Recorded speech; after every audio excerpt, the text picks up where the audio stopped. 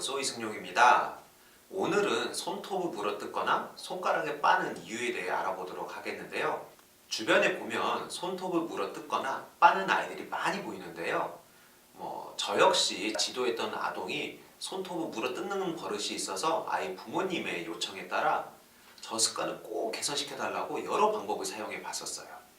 흔히들 할 수 있는 손톱 정리하기, 약을 발라보기, 아니면 심하면 장갑을 씌운다든지, 아니면 심하게 혼내기까지도 해봤는데 빨짱 도루묵이었습니다.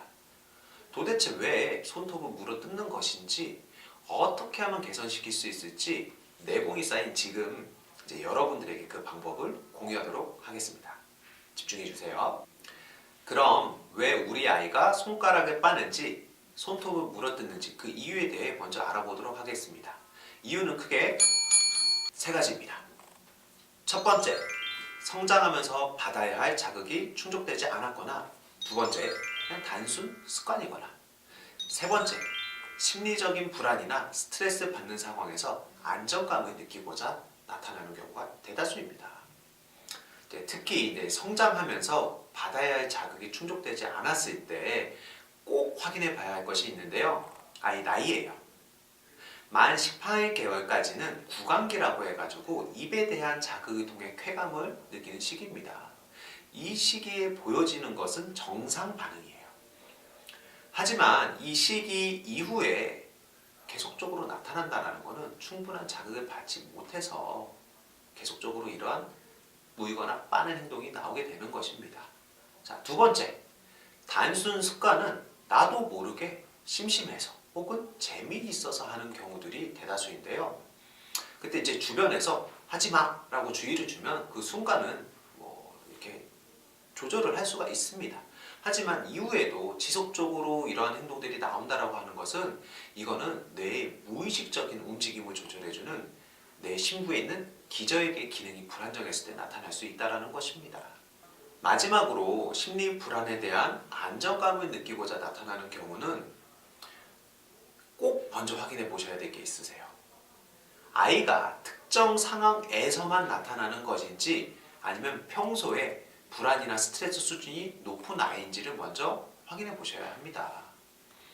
특정 상황 안에서만 나타난다라고 하면 그 상황을 미리 대비할 수 있게끔, 예측할 수 있게끔 안내를 해주시는 것이 좋고, 평소에도 불안이 높은 아이라고 하면은 흥분과 안정에 대한 균형을 조절해주는 자율신경계 기능들의 밸런스가 무너져 있을 가능성이 매우 높다라는 것을 의심을 해보실 필요가 있습니다. 자, 이렇게 손톱을 물어뜯거나 빠는 행동에 대한 대표적인 이유 세 가지에 대해 말해보았는데요. 이제 이유를 알았으니 이제 해결 방법에 대해서도 같이 알아보도록 하겠습니다. 첫 번째, 이제 대안 제시예요. 대안 제시. 대안 제시는 입이나 손에 대한 자극을 다른 행동으로 전환시켜서 감각을 충족시켜주는 것인데요. 대표적으로 껌, 입에 대한 자극을 충족시켜주는 것이고, 그림 그리기라든지 종이접기, 악기 연주, 손가락 체조 등이 있는데요. 지금 이 시간에는 자기 조절 능력에도 향상을 시킬 수 있고, 어느 곳에서나 쉽게 할 수 있는 이 손가락 체조에 대해 한번 배워보도록 하겠습니다. 한번 저 따라 한번 해보세요. 양손을 가볍게 주먹을 쥐어주시고, 오른손은 엄지손가락을, 왼손은 새끼손가락을 펴고요. 하나, 둘, 셋 하면 반대로 이렇게 펴보는 거예요. 다시 오른손은 새끼손가락, 왼손은 엄지손가락으로. 이거를 박자에 맞춰서 번갈아 가면서 해볼게요.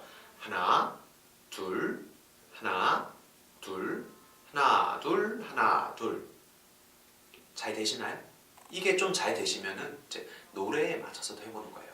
산토끼 토끼야 어디를 가느냐, 이런 식으로요.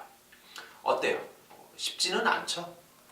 익숙해질 때까지 반복적인 연습을 해 나간다라고 하면, 일단 자우뇌를 같이 사용을 했어요. 그러면서 내가 동시에 행동 통제를 같이 들어가기 때문에 자기 조절 능력이 향상이 되면서 이런 감각 전환도 같이 가져가면서 손에 대한 자극을 전환을 시켜줄 수 있게 되는 것입니다. 자, 두 번째는 이제 환경을 설정을 해주시는 거예요.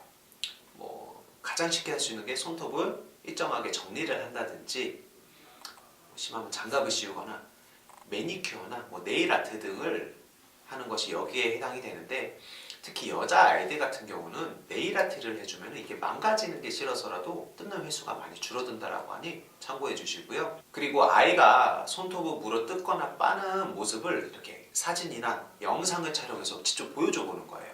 그럼 아이가 그거를 보면서 느끼겠죠. 아, 이게 참 보기가 좋지 않구나, 그렇게 느낄 수도 있고, 조심스레 부모님이 아이한테 이야기해 주는 것도 필요한 거죠, 여기에서는. 근데 이런 것들은 아이들이 직접 할 수 있는 방법이었다라고 하면은, 지금부터는 간접적으로 이제 부모님들이 해주실 수 있는 방법에 대해 말씀드리도록 할게요. 바로 아이들의 간식을 제한시켜 주는 것인데요. 아이들 참 좋아하죠. 빵, 과자, 음료수, 패스트푸드, 인스턴트 음식들. 이런 음식들에는 과도한 당이 들어가 있는데요. 과도한 당 섭취는 아이들의 두뇌를 흥분시키는 데 입조를 해요. 그래서 이런 음식들만 좀 제한을 시켜주는 것만으로도 아이들의 뇌 기능을 안정화시킬 수 있는 아주 좋은 방법이 될 수 있으니 이 부분 꼭 참고를 해주시고요. 하지만 이러한 대안이나 환경 설정보다 중요한 것이 있습니다. 바로 부모와 아이와의 애착 형성인데요.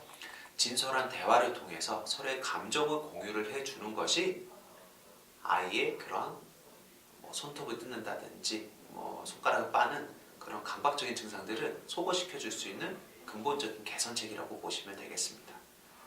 여러분들 아이 사랑하잖아요. 손가락을 빠던 물어뜯던 그래도 사랑스러운 내 자식이잖아요. 그래서 아이와 진솔한 대화 그리고 애착 형성이 무엇보다 중요하다는 거 꼭 기억해 주시고요. 오늘 내용 정리하면서 한번 마무리 한 번 더 하도록 하겠습니다.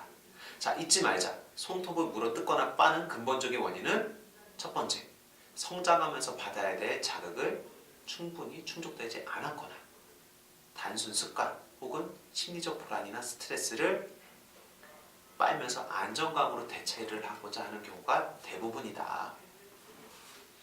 해결 방법으로는 우리 아까 전에 했죠.